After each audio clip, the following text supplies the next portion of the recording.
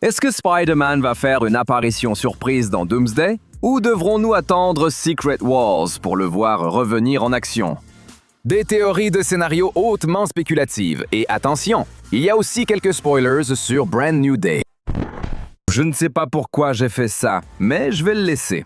Comme évoqué dans une de nos vidéos sur Brand New Day, il est probable que Peter ne soit pas dans Doomsday. Pas dans le film lui-même. Une scène post-générique qui prépare son arc Secret Wars est bien plus probable. Souviens-toi comment se passe la scène post-générique dans Brand New Day. Ned utilise son appli de localisation de Spidey, capte un signal, puis les choses deviennent étranges.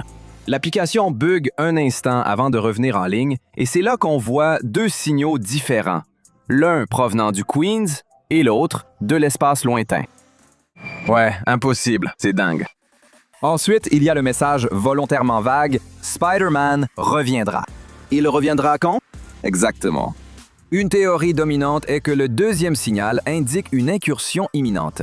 La Terre 616 est sur une trajectoire de collision avec une autre réalité, celle qui contient un autre Spider-Man, la version de Tobey Maguire précisément. Des fuites et des rumeurs qui circulent semblent aller dans ce sens, mais qui sait si elles sont vraies? Concernant l'incursion, cela pourrait être différent, mais on pense plutôt que Peter, incarné par Tom Holland, se trouve en réalité dans l'espace. Cela voudrait dire qu'il serait en grande partie absent lors des événements de Doomsday, tout comme il l'était pour Endgame en 2019.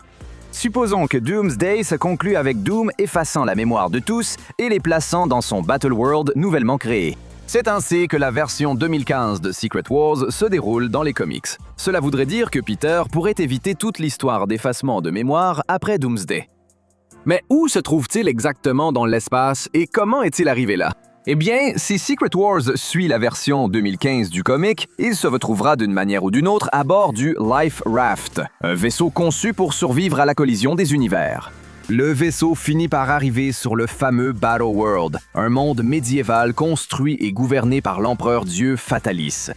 Nous n'avons même pas encore vu Doomsday, donc il est impossible de dire qui va finir sur le vaisseau et qui va errer sur Battle World avec la mémoire complètement effacée.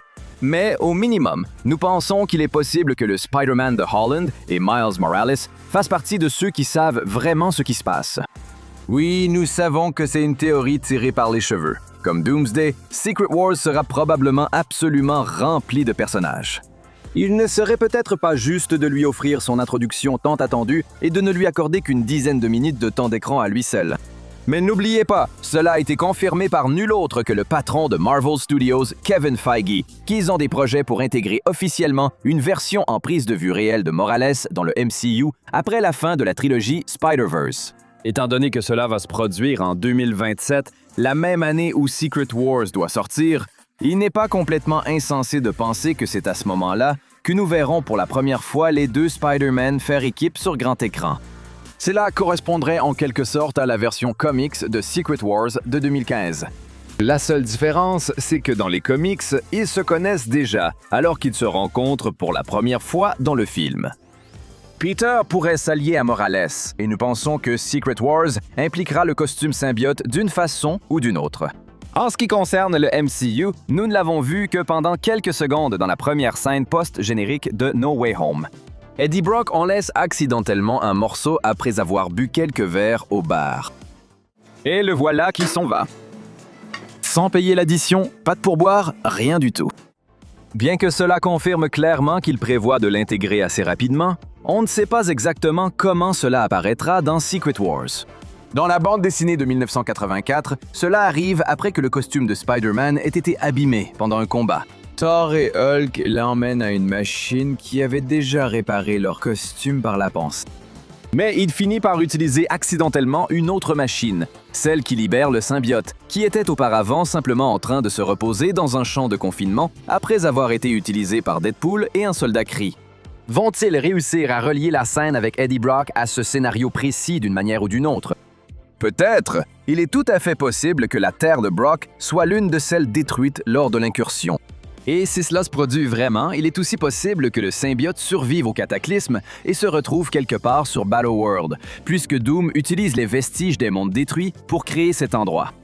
Peu importe leur choix final, nous avons hâte de découvrir comment ils représenteront les costumes dans le MCU officiel.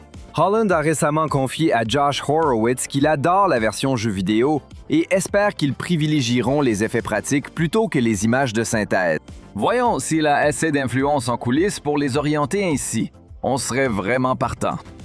En supposant que le costume symbiotique joue un rôle dans Secret Wars, qu'est-ce que cela pourrait signifier pour un éventuel Spider-Man 5? Cependant, peu importe l'issue de Secret Wars, il est peu probable que le symbiote contrôle immédiatement Peter. Cela l'aidera probablement simplement à être un peu plus badass que d'habitude et à faire ce qu'il faut. C'est pourquoi certains fans pensent que Spider-Man 5 le verra perdre le contrôle et essayer de s'en débarrasser. Au cours du processus, nous verrons enfin Venom faire sa première apparition officielle dans le MCU. J'aime être méchant. Ça me rend heureux.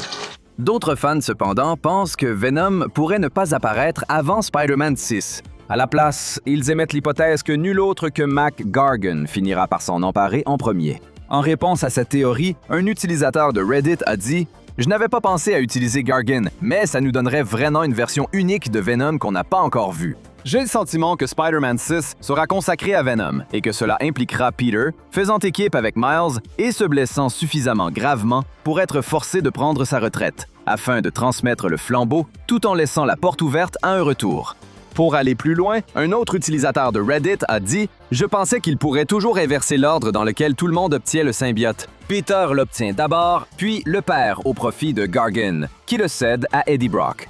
Plus tard, il pourrait faire Agent Venom. Ça marcherait aussi avec Miles. » Oui, il y a beaucoup à considérer à ce stade. Doomsday n'étant pas encore sorti, on s'arrête là pour l'instant. Soyez assurés que nous reviendrons avec plus de théories sur l'avenir de Spider-Man dans le MCU dès que nous aurons plus de détails sur Doomsday et Secret Wars.